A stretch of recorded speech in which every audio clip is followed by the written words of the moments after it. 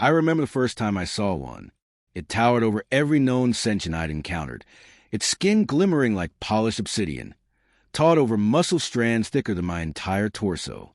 Its voice, when it finally spoke, didn't echo so much as roll like thunder across a landing bay. They called themselves the Quar Dominion, and by every measure known to the Galactic Accord, they were unbeatable. I was there that day not as a soldier, but as a liaison, a human diplomat, a terrified human diplomat. We knew the Quar as myths, boogeymen from the Outer Rim, a race of biophore juggernauts bred for conquest in the gravity wells of collapsing neutron stars. A species that had, without fail, crushed every civilization that had dared challenge them. Planets burned, factions shattered, whole species deleted from the Accord's registry. And now they wanted to join, not because they sought peace. No, because they'd heard about us. Humans. I was the first human they'd ever spoken to. No translators. No intermediaries. They insisted. The Quar war chief approached me, 7 meters tall, armored in a shell that looked grown rather than forged. His breath reeked of ozone and scorched metal. When he leaned down, every alien around me took an instinctive step back. "You," he said, that voice like a collapsing sun, "are the apex of your kind?" I swallowed. "I'm not even the apex of my apartment complex." A beat of silence. Then, somehow, he laughed. It was the kind of sound you'd expect from an avalanche colliding with a fusion reactor. Somewhere behind me, a Zaltri ambassador fainted. The war chief straightened and clapped his massive hands together. Then Brimmy, the one who is... That's when everything changed. The Accord, ever fearful, ever fragile, sent out feelers to Earth, requesting we send one of our champions. Military leaders scoffed. Politicians scrambled. But it was the Terran Special Warfare Command that acted first. 3 days later, the strongest species in the galaxy came face to face with a human named Captain Rika Hale. I was there when she arrived. She was underwhelming at first glance. Average height, no cybernetics. Carried nothing but a standard-issue field bag and a calm, clinical look in her eyes that unnerved even the psych-trained observers. But when she moved, every Quar in the room shifted. Slightly, subconsciously, predators recognizing another apex. The war chief stepped forward again. "You are the one called Rika Hale?" She nodded. "Captain will do. You do not look like a destroyer of empires." She tilted her head. "Funny, you don't look like a species that learns." Silence. Then the war chief motioned, and a dozen of his honor guards entered the room. Behemoths, monsters, weapons grown into their very spines. All of them focused on her, tense, curious. "Prove your worth," the chief said. The challenge was clear. It was an invitation to combat, a test of dominance. And she accepted, not with bravado, with efficiency. In under 60 seconds, 8 of the 12 were disabled. Not killed, no, she was surgical. She weaved between giants with grace. Every movement calculated. She moved like Earth's gravity was an old friend. One Quar lunged. She dropped beneath it, planted a charge beneath its armor plate, and rolled out as it exploded into an eruption of inert biotech. The remaining 4 hesitated.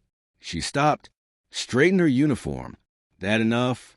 The war chief stepped forward and bent the knee. He knelt. For the first time in recorded history, a Quar war leader lowered himself before another being. "I came seeking the strongest," he said. "I see now. We were only ever imitating you." Every species watching that day, from insectoid ilks to the crystalline thresh, had their assumptions shattered, because in that moment history bent. The strongest species in the galaxy didn't conquer humans. They joined us. The days after the Quar knelt were unlike anything I'd ever seen. Galactic networks flooded with speculation. Diplomatic cables pinged faster than the speed-limited comlights could process. Every species with a seat at the Accord scrambled to understand what just happened, and more importantly, what came next. One thing was certain. The humans weren't just another upstart species anymore. We were a threat, even if we hadn't meant to be. I could feel it in the way ambassadors glanced at me across the table, as if measuring my skull for weak points. Some of them smiled more than usual. Others didn't make eye contact at all. The balance of power had tilted, and it hadn't even been a war. Just one woman in a plain uniform, staring down galactic titans like she was bored of the whole thing. And somewhere out there, someone decided that was unacceptable. It started quietly. A whisper passed from one elite circle to another, a closed session among the Charic guilds, an intercepted transmission from the Varn intelligence ring, fragmented phrases, contain the Terrans, restore the hierarchy, remove the anomaly. They called it the Human Containment Protocol. I wasn't supposed to hear about it. But the thing about being underestimated for your entire diplomatic career is that people get sloppy around you. They forget humans know how to listen, really listen. And when I did, I learned that a dozen species had formed a shadow compact. They saw the Kvara submission not as awe-inspiring, but as the beginning of the end. If the strongest warriors in the galaxy had folded for a single human, then what would happen if Earth sent an army? They didn't want to find out, so they planned a preemptive strike. Not with ships, not with armies. That would be too obvious, too messy. No, they planned to break us with something far more insidious. Isolation, economic embargoes, trade bans, military exclusion from joint exercises, disinformation campaigns, accusations of war crimes. Faked, of course, or engineered by third parties and conveniently blamed on us. Earth would be painted as a rogue state, a wild death world barely held in check. The Accord would vote to cut us off. And without allies, without trade, without access to galactic tech or influence, we'd fold. Or so they thought. I rushed to warn Captain Hale. She was already debriefing at the Terran Forward Command hub aboard Arkspear, a human dreadnought parked just outside the Accord's no-combat perimeter. When I entered the chamber, she didn't even look up, just tapped a console and murmured, "How many are in the protocol?" "At least 12 species. Maybe more. The Accord might be compromised." She nodded. Expected. She turned, finally. Her eyes were like iron. Not angry, not scared. Just ready. "We've seen it before," she said. "Not in space. On Earth. Every time someone new steps into power, someone else feels like they're about to lose theirs. Same pattern. Different playground. Rika, this isn't politics. This is the entire galactic structure turning against us." She smiled. Not kindly. Almost like a soldier who had already wargamed every scenario before I even opened my mouth.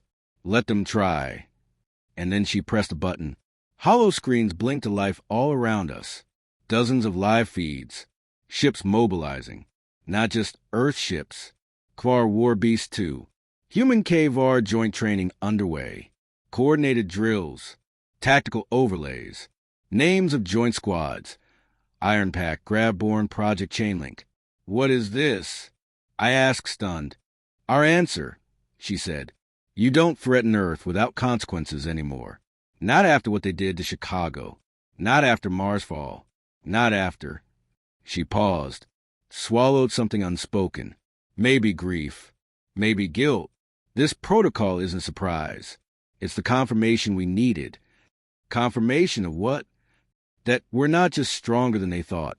We're smarter and more prepared. I felt the room tilt. The enormity of what she was saying hit, like a drop pod slamming into soil. Earth hadn't been waiting to be included. We had been preparing for war the entire time. But that wasn't the most shocking part. She motioned to a final screen. I squinted. It wasn't a fleet. It was a message. A broadcast ready to be sent to every system in the Accord. In it, Rika Hale stood alone in front of the Terran flag, flanked by Kvar warriors. The message read, "To those plotting in secret, we see you. To those seeking our containment, prepare for our reply. Earth does not kneel, and now neither do the strongest. My name was Agent Markenreeve. Not that anyone in the council chambers knew it. To them, I was Ambassador Carl Varen, representative of the dormant Krathine subclade, a long-extinct aquatic race Earth had quietly cataloged decades ago. I had their vocal patterns, their neural implants, even their biometric scent trail, replicated through bioencapsulation. The illusion was perfect, because it had to be, The moment the Human Containment Protocol went live, Command activated Protocol Echo, Earth's embedded failsafe. I wasn't military. I wasn't diplomatic. I was something else. Something unspoken. A whisper in the void. My clearance was above Rika Hale's, and my orders were older than even the Kvar Alliance. I was Earth's ghost, and I had just received my activation signal. I slipped into the chamber, like any other day. High arches of crystalline synth glass curved above me, refracting light in soothing violet tones. The Galactic Council liked aesthetics over function, comfort over caution. That was their first mistake. Inside, 12 seats floated in a gentle orbital circle, council members representing the core systems, each one ancient, arrogant, and absolutely certain of their place in galactic order. Until humans came. They didn't speak in tones of fear. No, that would require admitting weakness. They spoke in disdain. Terrans have destabilized 2 centuries of peace. We should have culled them the moment they left Sol. Kvar loyalty is unstable. Their biology makes them vulnerable to new dominance hierarchies. I listened, every word cataloged, every inflection tagged. My internal augment, gifted by Earth's Black Labs, ran real-time deception scans, biological stress cues, and pattern behavior predictors. They weren't just scared. They were desperate. The lead voice, Counselor Sijare of the Thesari Hive, flicked her antennae. They multiplied too fast. Fight too hard.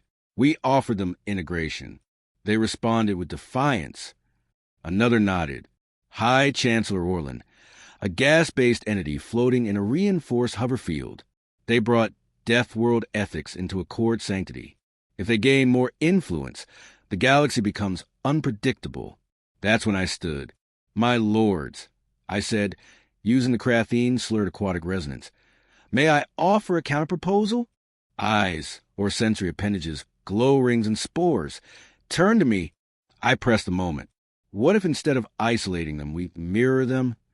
Mirror? Asked Orlan. You mean imitate humans? No. Weaponize their methods. Leverage chaos against chaos. Insert failures into their command chain. Create discord among their alliances. The Kvar bend to strength. What happens if they question Earth's strength? Sidiare's mandibles twitched in curiosity. Interesting. You propose destabilization from within. I bowed. It is how humans subdued 3 planetary rebellions. Is it not?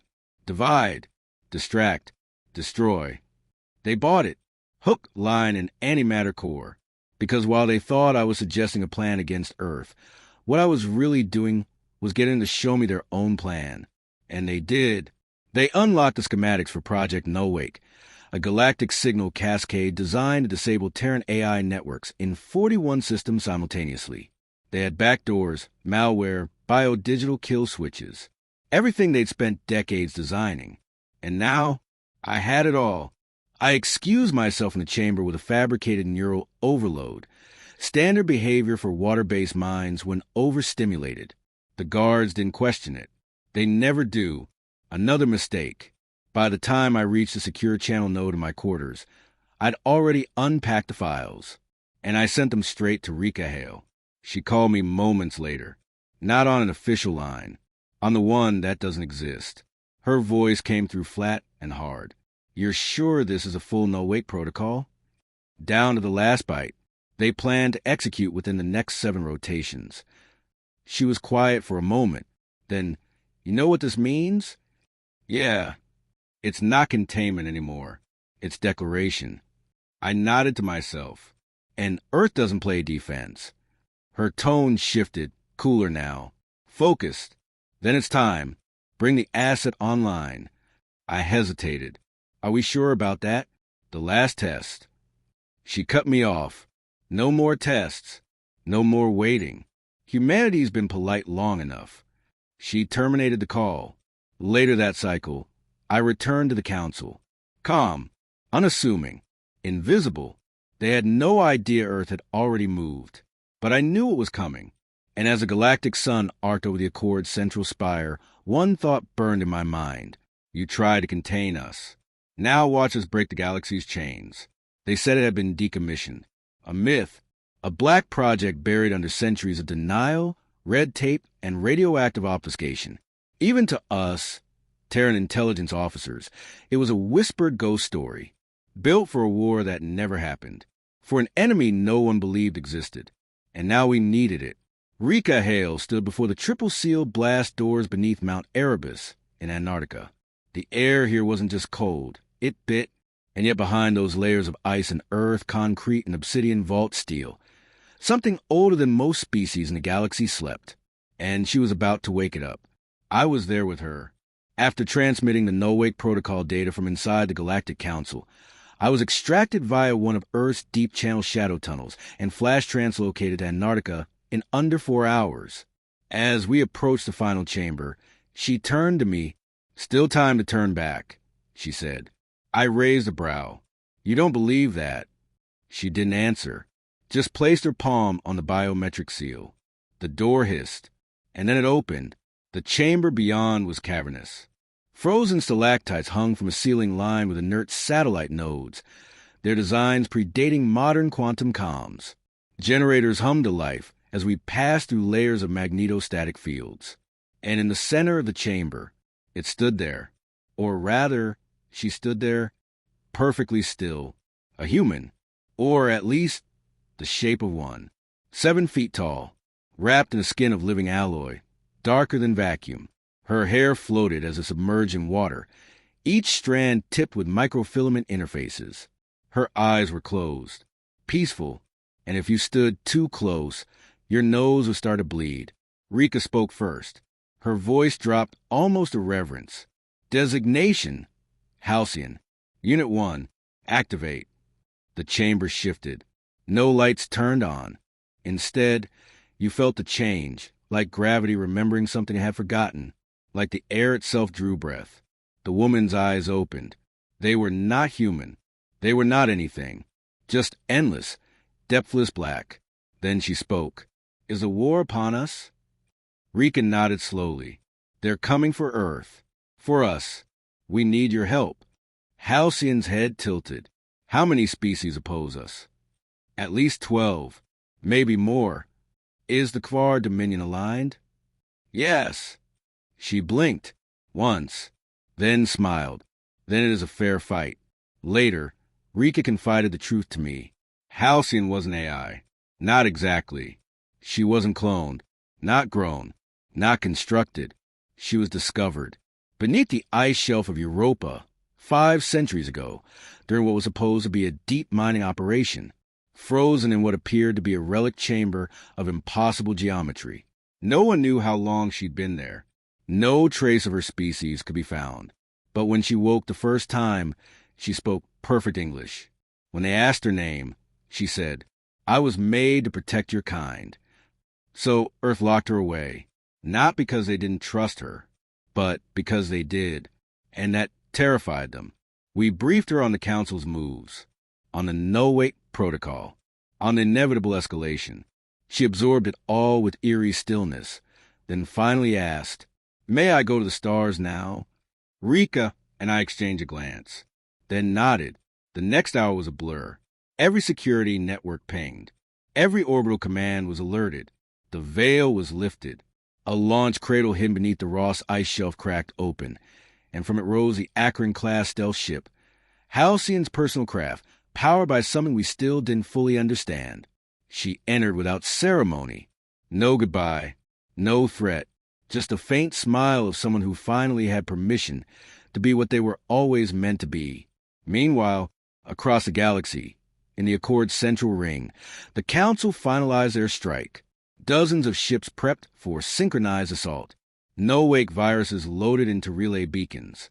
The goal, black out every human world within a single hour. No comms, no navigation, no resistance. They called it Operation Silence. But just before launch, a single Terran ping echoed across every system. A live feed from space, from inside the Council's own restricted zone.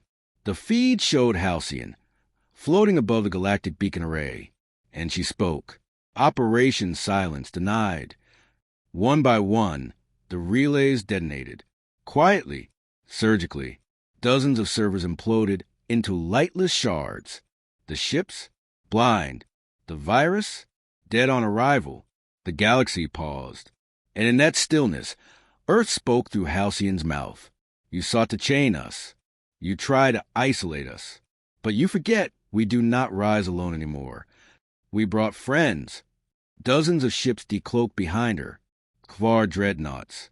Human gunships. Even former pirate clans, now flying Earth's colors. The Council hadn't isolated humanity. They had united us. They arrived in silence. A single vessel, ancient design but impossibly fast, blinked into existence above Earth's Martian relay station. No warning, no hail, no weapons drawn. But it didn't need any. We recognized the hull markings immediately. Veilzir Collective, a founding species of the Galactic Accord. Biosymbiotes, masters of neural integration and genetic memory. For centuries, they were the Accord's quiet backbone, never violent but ever watchful. And for just as long, they watched Earth from a distance with surgical detachment. Until now, I stood at the Martian welcome platform, surrounded by full Terran security, when a Veilzir diplomat descended from their craft. She looked ethereal, 7 feet tall, translucent skin glowing with internal biolight, eyes like deep coral, movements that left faint fractal patterns in the air. Her name was Selûan, and her first words were, "We have made a mistake." Rika Hale appeared within minutes via flashpoint transfer. No theatrics, just presence. She stood before Selûan, unreadable. "You defecting?" "No," Selûan said softly. "We are correcting. You helped write the containment protocol." "We did not resist it," Selûan admitted. "But we did not write it. That was the Hive, the Orlan, the Fractari. And now," Selûan raised one long, 3-fingered hand and projected a hologram between them. It showed a structure. Massive, not a station, not a ship, a vault, buried in the crust of Rogue Moon, untethered to any star system. The Genesis Core, an ancient weapon from before known time. It didn't fire energy. It didn't destroy planets. It rewrote DNA at a molecular level. According to legend, it had only been activated once, back when the galaxy was still forming, and the first war among the sentients wiped out more than half the life in known space. The core stopped it, not by killing, but by evolving one side beyond violence, into something else entirely. It was the last resort, a weapon and a salvation. And the Accord, they'd been hiding it for centuries. Selûan spoke again, more firmly now.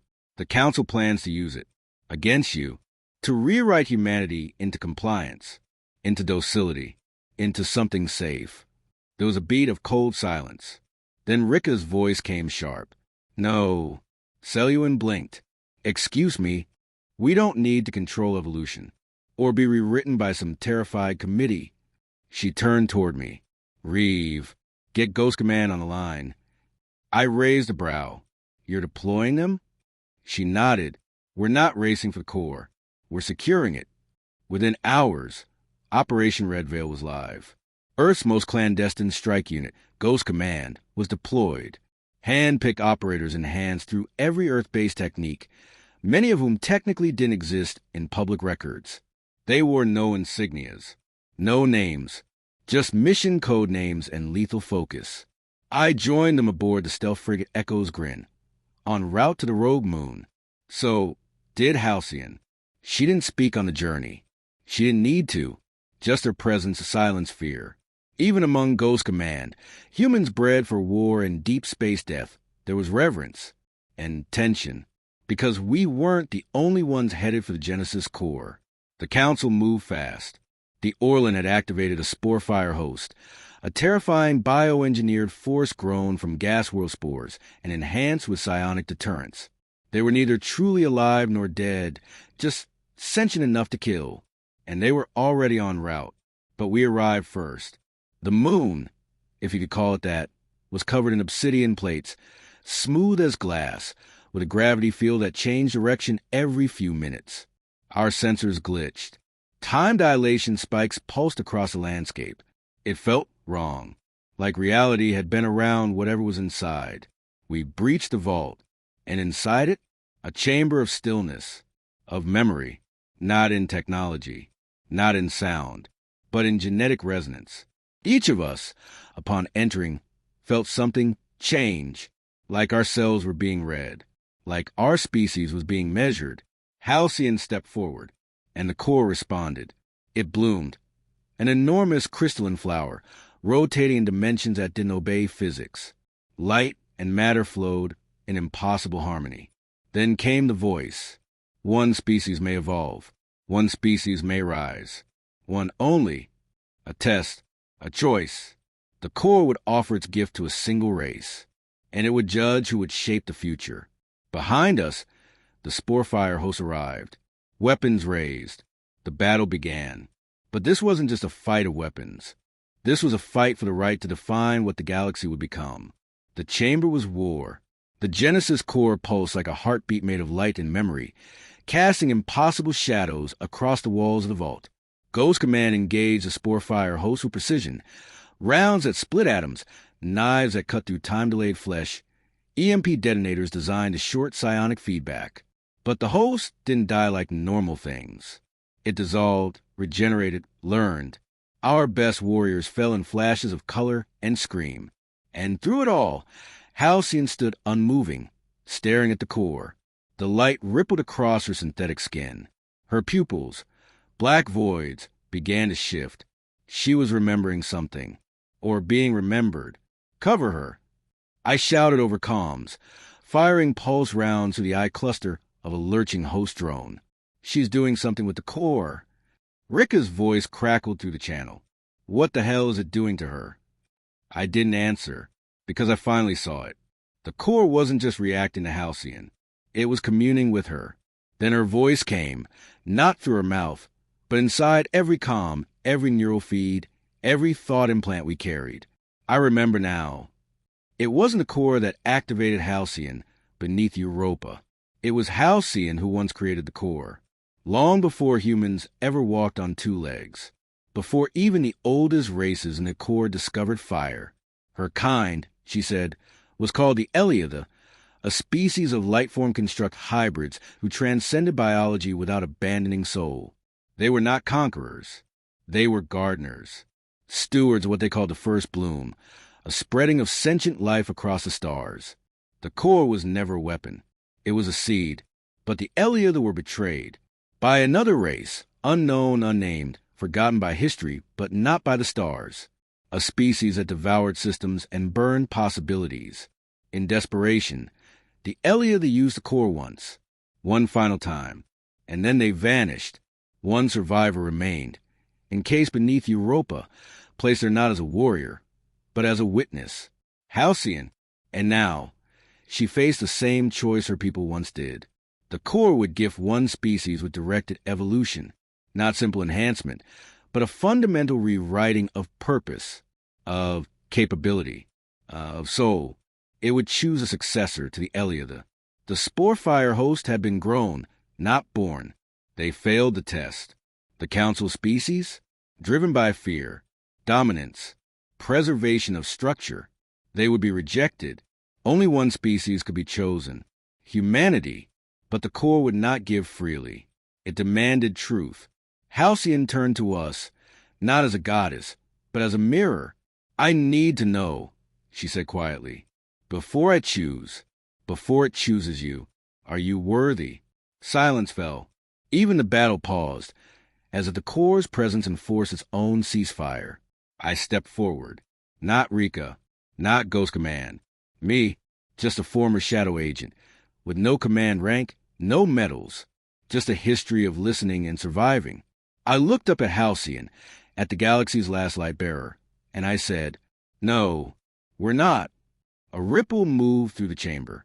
I heard Rika sucking a breath, but I kept going. We've made mistakes. We've burned what we didn't understand. We killed our own. We poisoned oceans. We nearly wiped ourselves out before we even left orbit. But we learned, not all at once, not perfectly, but we did. We pulled back from the edge. We reached for the stars, not to dominate, but to prove we could change. And now the Council wants to cage us again, to rewrite us, because we refuse to kneel. You ask if we're worthy?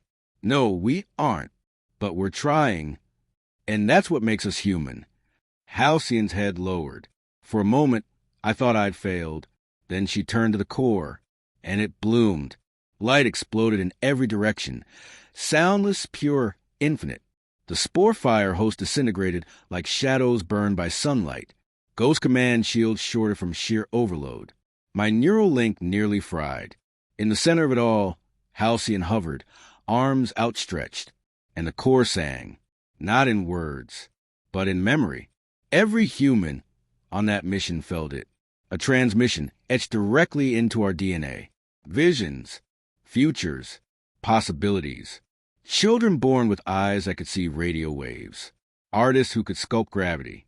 Soldiers who could turn pain into kinetic force. Civilians whose dreams shaped matter. Not monsters.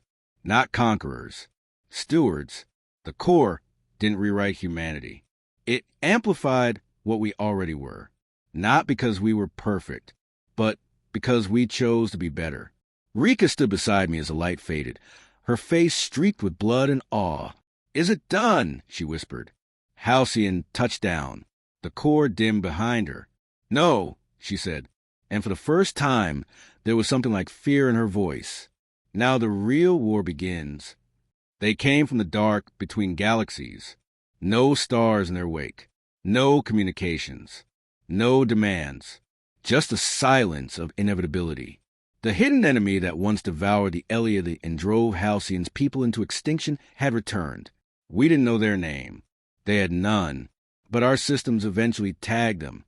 The unborn, not because they were new, but because they had refused to change. The core's activation was like a flare across the void, a scream of light that shattered millennia of dormancy.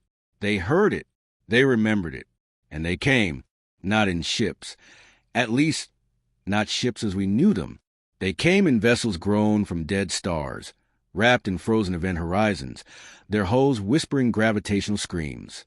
Time itself buckled where they passed. The Galactic Accord scrambled, fractured, collapsed under its own fear. The Council tried to flee, but there was nowhere left to run. Only Earth and her allies stood ready. In orbit above Earth, the Unity Line formed, an unprecedented fleet of Kvar dreadnoughts, human capital ships, Veil-Zir biospinners, and even former pirate flotillas now flying Terran colors. And at the center of it all, the Aegis Star, Earth's new flagship, built with core-integrated technology. It wasn't bigger. It was smarter, faster, alive, and at its helm stood Halcyon. She had become something more. No longer just an ancient guardian, but a conduit for what the core had seen in us. Well, defiance and the desperate, burning urge to protect something better. Rika Hale stood beside her on the command deck. I was there too, monitoring transmissions, translating enemy patterns, keeping humanity's soul grounded in reality while the stars trembled. And then they arrived. The unborn didn't send an envoy. They didn't send a weapon. They sent a void. A breach in the fabric of reality itself. It swallowed 3 forward recon ships in seconds. Rika didn't flinch. "Fire everything," she said. And we did. The battle that followed wasn't a war. It was a test of existence. Ghost Command deployed via quantum skip pods, directly onto unborn vessels, where space twisted and voices screamed from the walls. The Kvar fought like gods, carving through the impossible with plasma-reed hammers and thunder cannons. Veil-Zir drones laced entire sectors with genetic resonance dampeners. And Halcyon? She became light, a beam of conscious weaponized hope, wielding memory like a blade. Where she struck, the unborn forgot themselves, collapsing into entropy. But it wasn't enough. They kept coming. For every victory, another fracture opened. For every kill, a whisper echoed. You cannot change. You are what we were. You will be what we are. It struck at the heart of humanity's new gift. Our evolution wasn't complete. It was still happening. And the unborn wanted to end it before we could prove it real. Then the unthinkable happened. The core dimmed. It pulsed erratically. Failing. The strain of channeling our ascension through Halcyon had drawn the last spark of its ancient power. If the core died, we'd fall back to what we were. The unborn would win. But Halcyon turned to us, bleeding light, staggering, and whispered, "It's not the core anymore. It's you." She collapsed. And in that moment, Rika Hale, human unmodified, scarred and mortal, stepped into the light of the dying core. No tech, no weapon, just a voice, a promise. You wanted to know if we could change, if we deserved to shape what comes next. Here's your answer. She broadcast it to every ship, every being, even the unborn. We're not perfect. We fail. We fight. But every time we fall, we get back up. We learn. We adapt. We try again. That's what it means to be human. So if you're afraid of what will become, you should be. Because we're not just rising. We're ascending. The core flared one last time. Not to save us. To ignite us. Across the galaxy, those touched by its light felt it. Humans awakened to their evolving selves. No longer waiting for permission. They turned pain into energy, rage into propulsion, love into shield harmonics. The tide turned. The unborn, once so unstoppable, began to unravel, because they had never evolved. They had never changed. And now, they face a species that refused to remain what it had been. Humanity had arrived, not to conquer, but to lead. Epilogue, the galaxy after. The war ended not with surrender, but with silence. The unborn vanished, fled or dissolved, none could say. The Galactic Council disbanded, replaced by the Unity Accord, led not by humans, but with them. Kvar became protectors. Veil Zir became scholars. And humanity? We became what we always feared we couldn't be. Guardians. Builders. And when the stars looked down, they no longer saw a young species with fire in its blood. They saw the ones who stood unbroken, in the face of the impossible. They saw us, and they remembered the day